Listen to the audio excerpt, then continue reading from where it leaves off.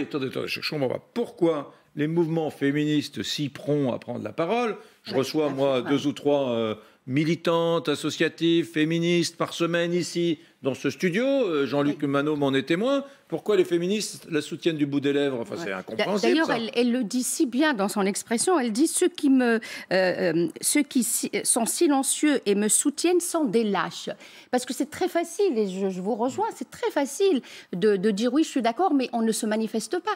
Comment cette personne pourrait être soutenue si on ne manifeste pas notre désaccord contre cette atteinte violente au principe de la liberté d'expression? Oui, Charlie et Mila, c'est le même vous combat. Moi, je viens d'une famille, je donne mon exemple, un radical socialiste anticlérical, où dire du mal de Dieu, c'était le sport préféré du soir au matin de mes grands-parents, paysans gascons. Et je dis ça parce que c'était très largement répandu. Le curé n'avait pas le droit de venir chez nous. Enfin, je veux dire, voilà, point barre. Et donc, je viens de ça. Donc, découvrir aujourd'hui que ceux qui sont un peu irrévérencieux vis-à-vis d'un Dieu, d'une religion monothéiste, quelle qu'elle soit, sont considérés comme des gens qui insultent, je me dis, mais quelle régression! Moi, je viens d'un milieu où c'était un sport quotidien.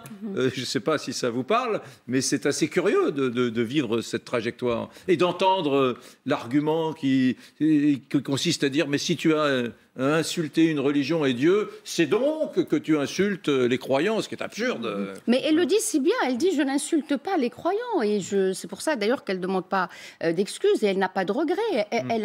Elle critique une religion, en l'occurrence l'islam, et il n'y a pas de raison de ne pas critiquer l'islam. Elle est en droit de le faire. Et justement, je regrette qu'il n'y ait pas eu un sursaut, que ça soit de la part des croyants, parce que c'est une question de foi, c'est une question personnelle, et qu'il n'y ait pas plus de personnes qui décident de s'exprimer, parce que c'est un combat, c'est une... mettons les pieds dans le plat. Les gens du mouvement féministe de gauche qui ne la soutiennent pas, ou du bout des lèvres, ça veut dire qu'elles font partie de ceux qui considèrent qu'il ne faut pas être insultant ou déplaire. Quelle est la raison correcte? Quelle est la raison idéologique? D'abord, je l'ignore parce que je le connais pas.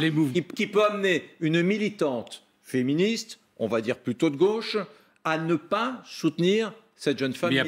Parce qu'il y a non pas les féministes de gauche, mais une partie, une fraction qui en général parle le plus fort, des féministes et des organisations d'extrême gauche, un rapport à l'islamisme qui n'est pas le rapport de la République avec l'islam. Alors là, pardon, mais vous parlez de ce fameux islamo-gauchisme. Oui, ça existe, et qu'il y a des organisations qui considèrent que insulter la religion, ou en tout cas critiquer la religion, c'est quelque chose qui insulte les croyants, et que comme c'est la religion des pauvres, c'est insulter les pauvres, parce qu'il y a une espèce de mécanique. Dans le galimatia... Ça c'est quasiment post-colonialiste. Mais dans le galimatia, dans cette espèce de charabia théorique de ces organisations qui, c'est là, tu critiques l'islam, mais l'islam c'est plutôt des pauvres, alors tu critiques les pauvres, alors t'es un riche, alors t'es un salaud. Cette espèce de truc-là qui est quand même excusez-moi, qui est de la politique de comptoir. Et encore, en France, au comptoir, on fait de la politique moi, je pense que... C'est presque insultant pour certains musulmans. Mais bien sûr que si je choisis le pays des Lumières, c'est précisément pour qu'on tienne un autre discours. Mais bien sûr que oui. Et c'est pactisé de facto par le silence et parfois par des mots.